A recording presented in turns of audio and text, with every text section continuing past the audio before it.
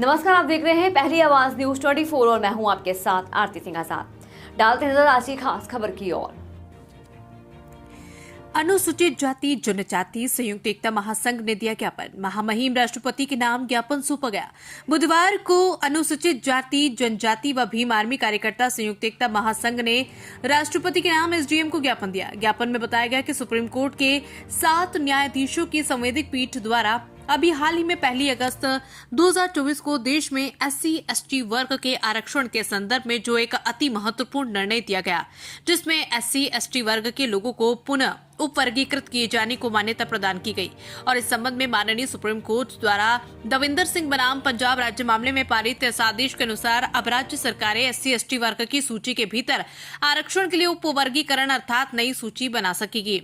अब supreme court ने अपने 1 अगस्त 2024 के इस निर्णय से 20 वर्ष पूर्व दिया गया निर्णय, जो सन 2004 में 5 न्यायाधीशों की संवैधानिक पीठ द्वारा EV चिनैया बनाम आंध्र प्रदेश राज्य में दिया गया था, को पलट दिया है, जिसमें SC/ST वर्ग के भीतर किए जाने वाले वर्गीकरण को मान्यता देने से इनकार कर दिया गया था। और ये भी कहा गया था कि सुप्रीम कोर्ट SC/ST वर्ग के भीतर उपवर्गीकरण नहीं किया जा सकता क्योंकि वे एक समरूप अर्थात समान वर्ग में आते हैं। सुप्रीम कोर्ट ने वर्ष 2004 के अपने निर्णय में ये भी कहा था कि चूंकि SC/ST वर्ग के लोगों ने जो अत्याचार सहे वो एक वर्ग और एक समूह के रूप में सहे तथा ये एक बराबर का वर्ग है जिसके भीतर किसी प्रकार का वर्गीकरण करना उचित नहीं होगा। सुप्रीम कोर्ट ने अपने 2004 के निर्णय में यह भी कहा था कि SC/ST वर्ग के भीतर किसी भी प्रकार का उपवर्गीकरण भारतीय संविधान की मूल भावना के विपरीत होगा। माननीय कोर्ट ने अपने वर्ष 2004 के इस निर्णय द्वारा समानता के अधिकार का उल्लंघन करने के कारण आंध्र प्रदेश सरकार द्वारा पारित आंध्र प्रदेश अनुसूचित जाति आरक्षण का युक्तिकरण अधिनियम 2000 को भी रद्द कर दिया था। अपने 2004 के निर्णय में माननीय सुप्रीम कोर्ट ने यह भी माना था कि ये वर्गीकरण इन जातियों के भीतर अलग अलग व्यवहार करके समानता के अधिकार का उल्लंघन करेगा। और अब माननीय सुप्रीम कोर्ट के 7 जजों की पीठ ने दिनांक 1/8/2024 के निर्णय से सन 2004 के निर्णय को पलट दिया। इस निर्णय से अनेकों प्रकार के मतभेद और विसंगतियां उत्पन्न होगी। ये निर्णय देने से पूर्व न तो राज्य सरकारों द्वारा इस संबंध में कोई शोध करवाया गया और न ही न्यायालय के पास डेटाबेस उपलब्ध है। पूर्व न तो राज्य सरकारों द्वारा इस संबंध में कोई शोध करवाया गया और न ही न्यायालय के पास डेटाबेस उपलब्ध है। उक्त बातों सहित अन्य विभिन्न मांगों को लेकर राष्ट्रपति महोदय के नाम ज्ञापन दिया गया। ज्ञापन का वाचन एडवोकेट नीतीश कटारिया के द्वारा किया गया। शिवनारायण जांगड़े, भीम आर्मी ब्लॉक अध्यक्ष ब्रजमोहन सूर्यवंशी एवं ज्ञापन देने में अनुसूचित जाति जनजाति समाज के सैकड़ों लोग उपस्थित थे। राजगढ़ जिले से ब्रजमोहन सूर्यवंशी की रिपोर्ट।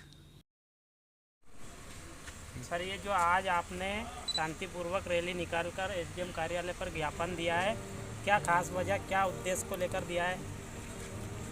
देखिए, 1 अगस्त को माननीय सुप्रीम कोर्ट द्वारा आरक्षण में उपवर्गीकरण का जो फैसला सुनाया गया है, जिससे करोड़ों पूरे देश के बहुजन समाज के लोग दुखी है और उस कानून को उस माननीय सुप्रीम कोर्ट के न्यायालय को वापस 1 तारीख को जो 1 अगस्त को जो माननीय कोर्ट का जो फैसला आया है, उस कोर्ट का जो फैसला जो आया, हम डायरेक्ट बताना चाहते हैं SC/ST वर्ग में उनमें 2 भागों में बांट दिया गया।